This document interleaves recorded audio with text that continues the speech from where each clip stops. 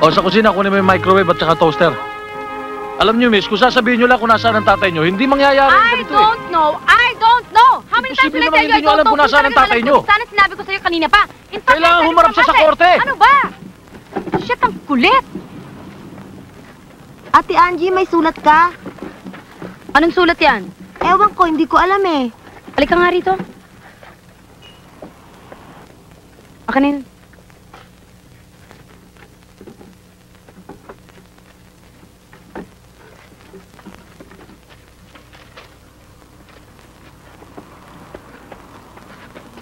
Ano to?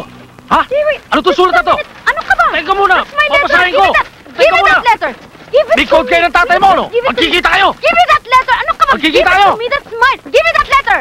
Ano yung March 25 na yan? Adoy! Ano yung March 25 March na yan? 25! March 25! Ayan ang class reunion, no? You look, oh! Sasabihin Odero, mo, malay wala mo ka ba lang? makikipagkita ka sa tatay mo. Makikipagkita! Naku, hayo, ha? You have so many weird things on your head, ha? Fresh! Adoy! Cheap! Oh, there you go! Bring your barong Tagalog!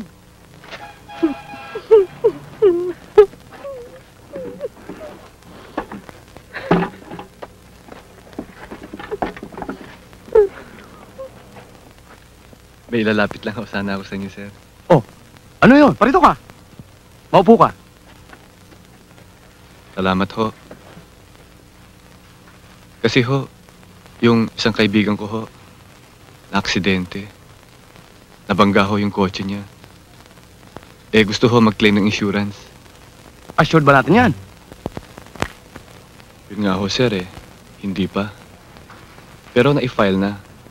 Nagawa ko na ho yung mga papeles eh. Pero hindi pa napa-aprobahan. Eh, na-aksidente na ho siya kagad eh. Oy, paano ngayon yan? Yun nga ho, sir eh. Kailangan niya ho ng pera. Kasi tinamaan ho ang kanyang paa. Eh, sabi sa orthopedic, baka paputol daw ang kanyang paa. Nakakabagbag damdamin pala naman ang story na yan eh. Magkano ba yung claim niya? 30,000 ho, sir. Oh, Kasi wasak ho yung harapan ng kotse niya. At magpapabody repaint pa nga. malaki naman palang halaga eh. Eh, magkano naman komisyon mo rito? Ho? Wala ho. Kaibigan ko lang naman ho yun, sir eh. Tarantado ka naman pala talaga eh. Ang dapat kahit na papaano eh, meron tayong pamirinda malamang dyan. Oo, sir. Malaki-laki rin naman ang makukuha niyang claim dito. Ako bahala sa'yo, boss. Eh di kung ganun, i-antedate natin ang policy, ano? Yes, sir. Ah, sige, at pagkatapos ng papeles, dalhin mo rito at pipirmahan ko na. Eh, dala ko na ho, sir eh. Ito ho, sir. Aboy, mabilis ka nga palang talagang damuho ka, ano? Yes, sir. Fast worker? Yes, sir. Pinagkakaloob kay Ginoong Alfonso Consolacion ang natatanging parangal bilang pangunahing tauhang naglilingkod sa ating barangay.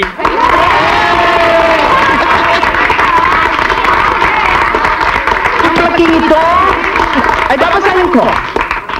Barangay Award, Flag of Appreciation, awarded to Alfonso A. Consolacion for outstanding community service. Mr. Consolacion. Congratulations.